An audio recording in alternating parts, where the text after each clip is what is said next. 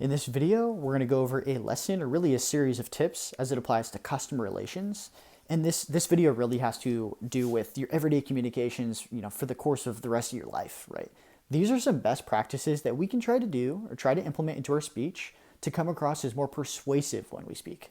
Okay, first and foremost, speak confidently without hedges, right? Speaking with certainty makes the speaker, as perceived by their audience, seem more likely to be right, right?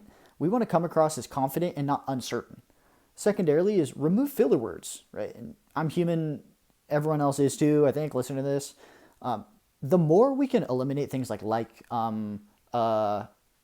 whatever words of the like that don't really add value to the speech, it's going to help us come across as better speakers, right? Because speaking without filler words makes someone seem more authoritative, right? And this is a kind of academic principle called the authority bias that's covered in a different video that is pretty much summarized by those two words, right? And this is an example that you've all seen is, products or services that are the face of those products or services are celebrities or athletes, professors, doctors, right? People from a societal perspective that are deemed to have authority in whatever they do, right? Whatever they're promoting, it's probably going to come across as more, believable because of the authority that they have from our perspective.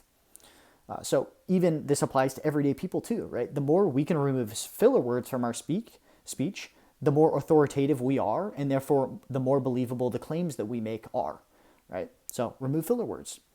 Thirdly is include pauses in your speech. You'll notice very seasoned professional speakers are really good at emphasizing parts of their speech based on the pace of their speech and the inclusion or the removal of pauses in their speech. Okay, so having pauses in forms of speech makes the speaker seem more competent, right?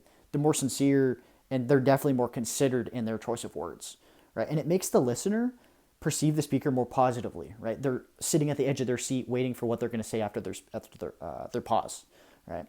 And really, from a human level too, from a listener, to be empathetic of their situation, right? It gives them more time to process what the speaker is saying, right? And encourages, really, including pauses, encourages the listener to give verbal and nonverbal signs of agreement. This is really, really interesting. You're going to do this when it comes to a speaker too, right? You're going to nod, you're going to shake your head, you're going to say yes or mumble something, to almost give a response to that speaker, and you're more likely to be encouraged to do so when they have pauses in their speech. It's really, really interesting. The last thing we can do to be more persuasive in our speech is, do not offer all the answers up front. This is really interesting, and it definitely has to do with, our level of engagement and our attention spans, right? The best practice would be do things like, keep things uncertain, or at least keep something uncertain, right? Don't give them all the answers up front. Because we want to have them continue to engage in what we have to say. Right? If we can hold some answers back until the end, or at least make something seem uncertain, it's going to make that listener be more likely to continue to listen throughout our speech. So those are some tips that we can all include to be more persuasive when we speak.